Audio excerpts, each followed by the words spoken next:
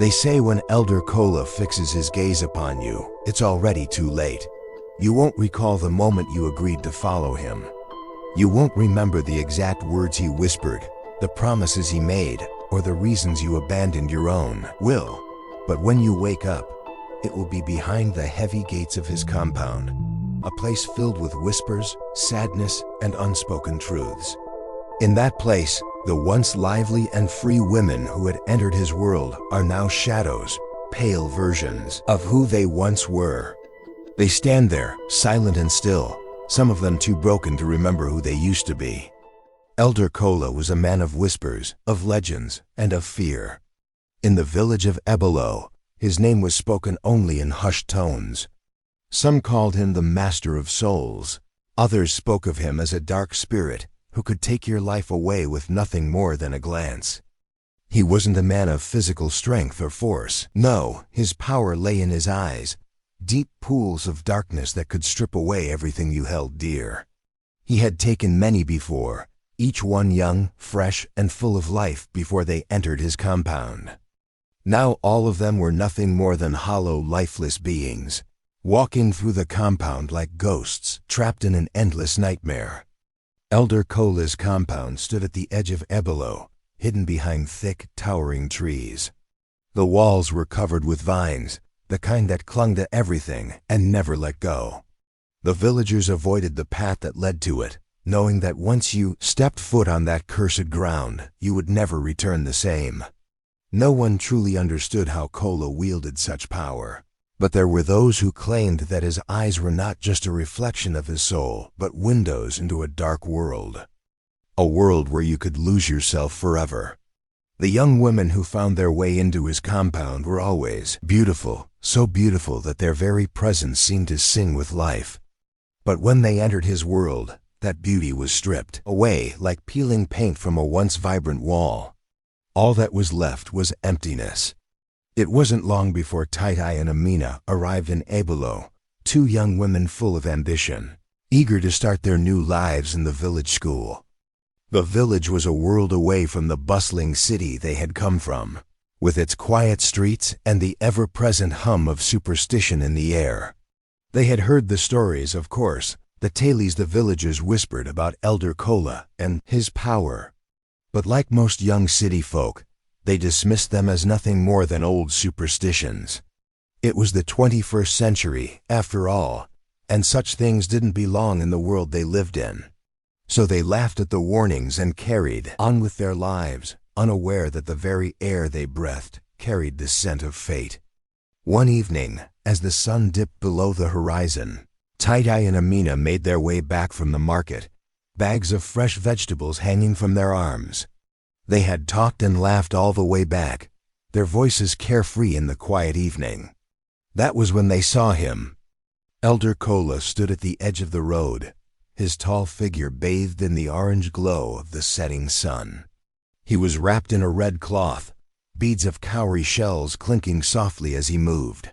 His eyes, dark and endless, met theirs. "Beautiful," he said in a voice that was both gentle and commanding. "You both are beautiful. You will be my wives." Titi and Amina had laughed. "You must be out of your mind, old man," Titi had said. "We're not the type to be taken by some strange man's gaze." But Kola's eyes, deep and unyielding, locked onto them. There was no time to think. They didn't even realize.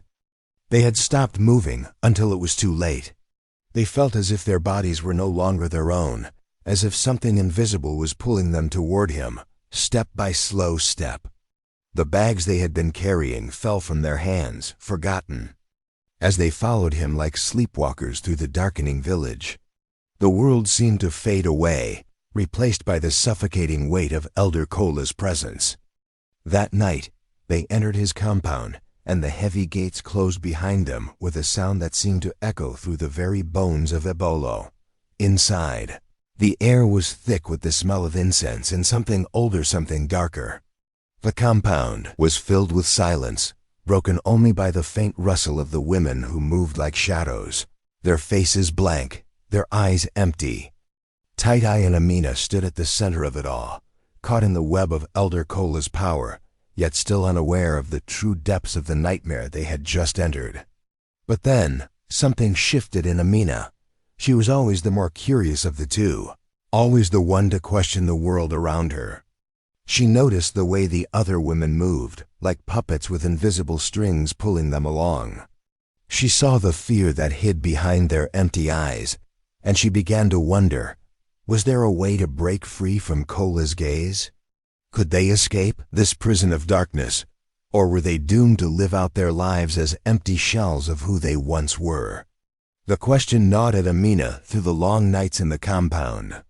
Her mind raced as she sat alone in the dimly lit room, staring out at the moonlit courtyard. She had heard whispers of a powerful woman from a neighboring village, someone with the knowledge of ancient rituals and charms, someone who could fight the darkness with the strength of faith. Was it possible? Could this woman be the key to freeing them from Kola's grasp? As the days passed, Amina made her plan. She would find this woman. She would bring her knowledge back to the village, and together they would free not just themselves, but all the women trapped in Kola's compound. They would awaken the spirits of Ebolo, call upon the powers of the earth and sky, and confront the dark force that had held them captive for so long. It would be a battle like no other one fought, not with weapons, but with the strength of their will and the fire of their spirits. But first, they would have to survive. The days that followed in Elder Kola's compound felt like they stretched on forever.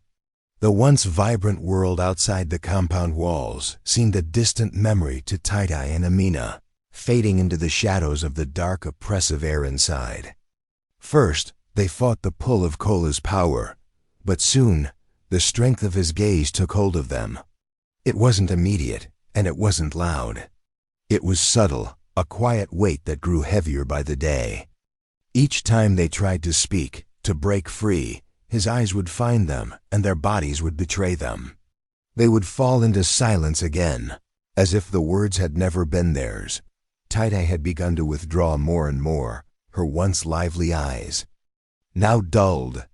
Amina could see the change, but it was as if something invisible was holding Titi in place, a force she couldn't fight. Kola had done this to them, to all the women here, stripping them of their will, turning them into living corpses. Amina couldn't allow herself to fall into that trap.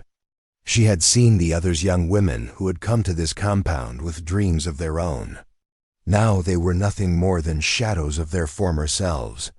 The vibrant light of their youth had been extinguished by Kola's power.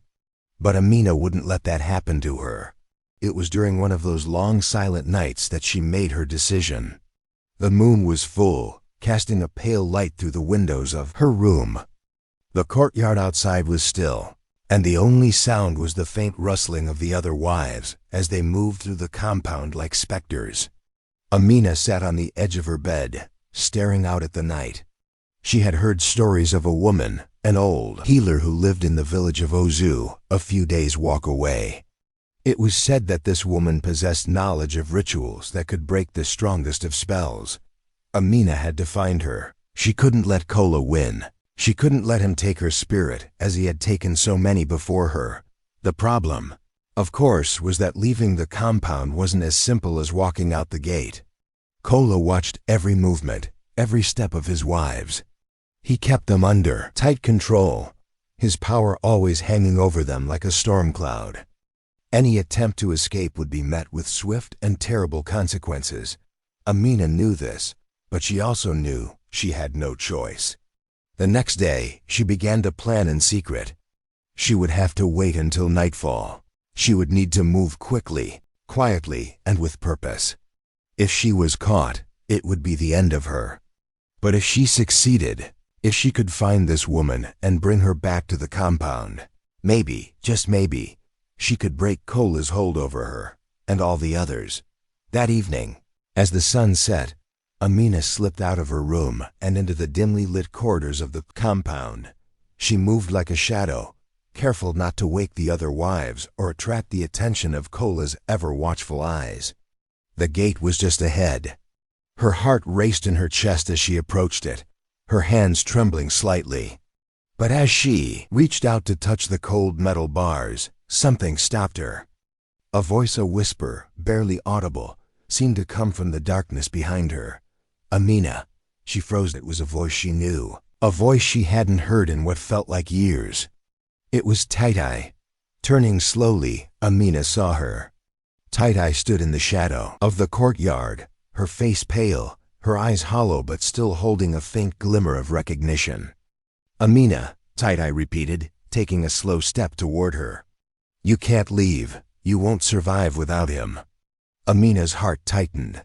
"Titi, please," she began, but Titi raised a hand, silencing her. "He will find you," Titi whispered urgently. "He will punish you. You don't know what he can do. I tried to escape once. I thought I could run, but he took everything. I don't want you to suffer like I did."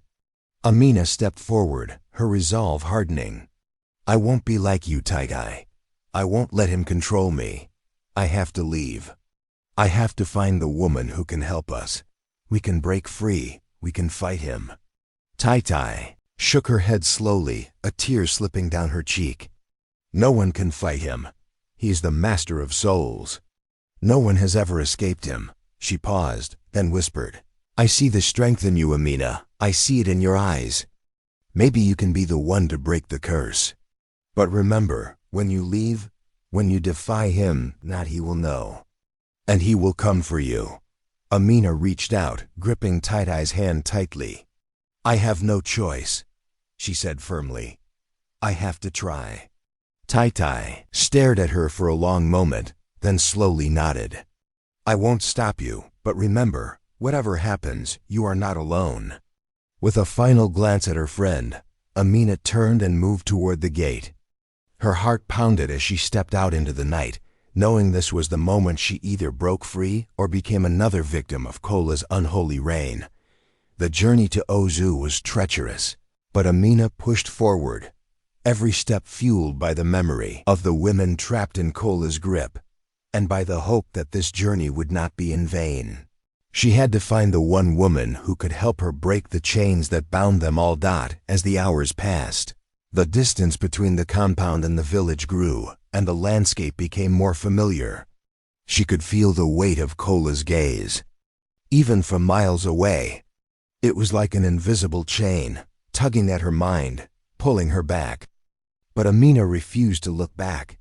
She had to press on. The future of all the women in the compound depended on it. Finally, after what felt like an eternity, Amina reached the village of Ozu. It was quiet, almost eerie in its stillness, but there, standing near a small fire, was the woman she had been searching for, the healer. The healer looked up as Amina approached, her eyes wise and knowing. "You are the one," the healer said, her voice calm and steady. "You seek to break the curse of Elder Kola. Come closer." Amina stepped forward, the weight of the moment settling over her like a thick fog. This was it.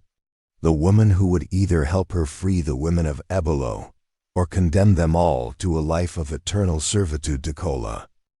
The healer's presence was calming, yet unnerving, a stark contrast to the chaos swirling in Amina's heart. The air around the healer was thick with ancient power, her every movement graceful yet purposeful. She looked at Amina with eyes that seemed to see not just the surface, but the depths of her soul. Amina could feel the weight of her gaze, and for the first time since she had arrived in Ozu, she felt as though she had found someone who truly understood. "You've come seeking help to break the curse of Elder Kola," the healer said, her voice soft but firm. "Do you understand what that means? To defy him is not something to take lightly. His power is ancient, and he does not release those he claims easily. Many have tried, and many have failed." Amina nodded, her resolve never wavering. "I know what I'm up against," she said, her voice steady despite the fear gnawing at her. "I've seen what he's done to the others. I can't let him take me. I can't let him have any more lives." The healer studied her for a long moment before nodding. "Very well, we will begin. But you must understand, this is not a fight of strength or magic. It is a battle of will, of faith. You must face not only Kola's power, but the fear that holds you captive. Only then can you free yourself and the others. Amina's heart raced at the thought of facing Kola again.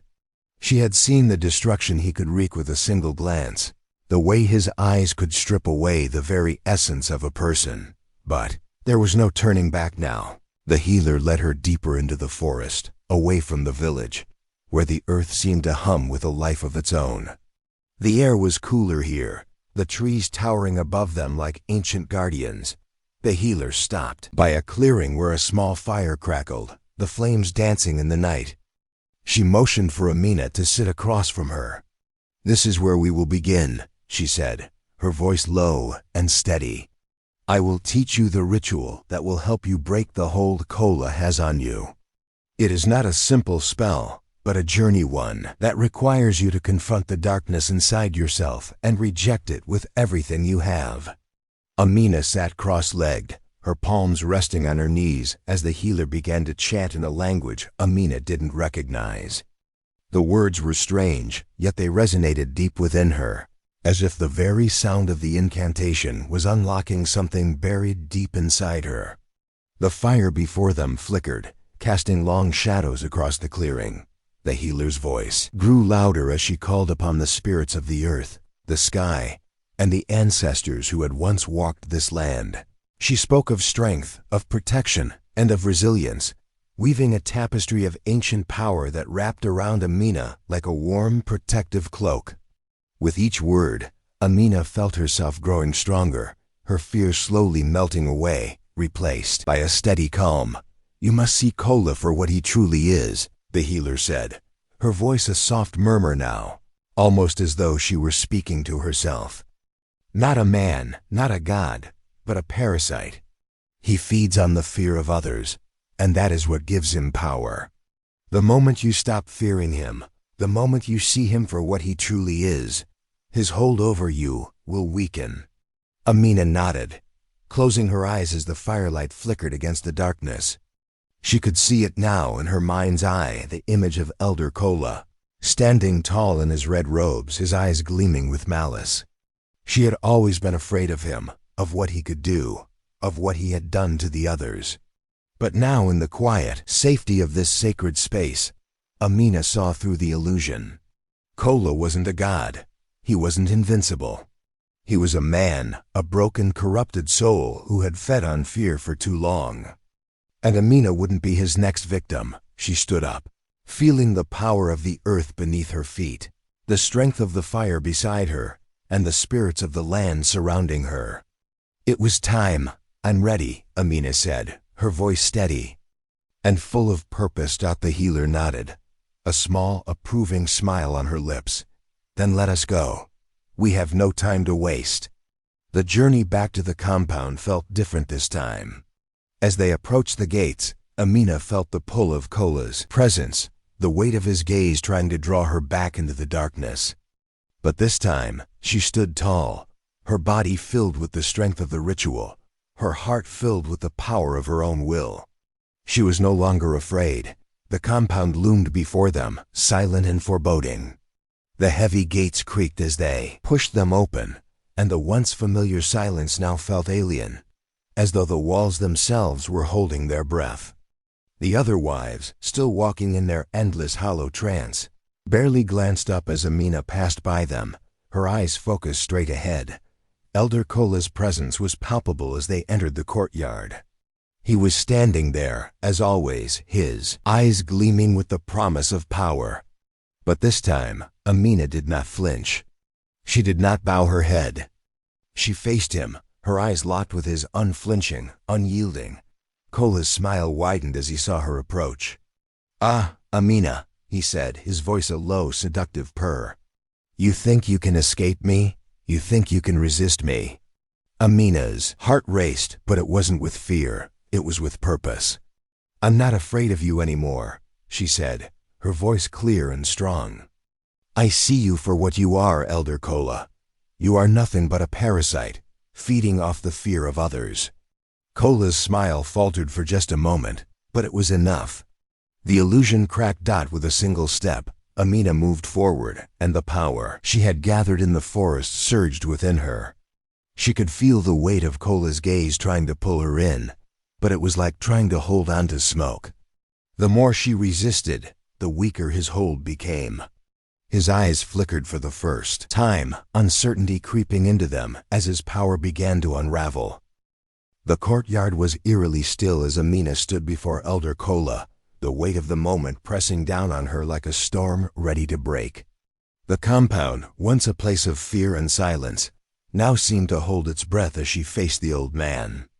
His eyes, those dark pools that had enslaved so many, now flickered with uncertainty. For the first time, Amina wasn't afraid. She felt the power of the earth beneath her, the strength of the ritual still coursing through her veins. Elder Kola's smirk wavered, and in that moment, Amina knew he could feel the change.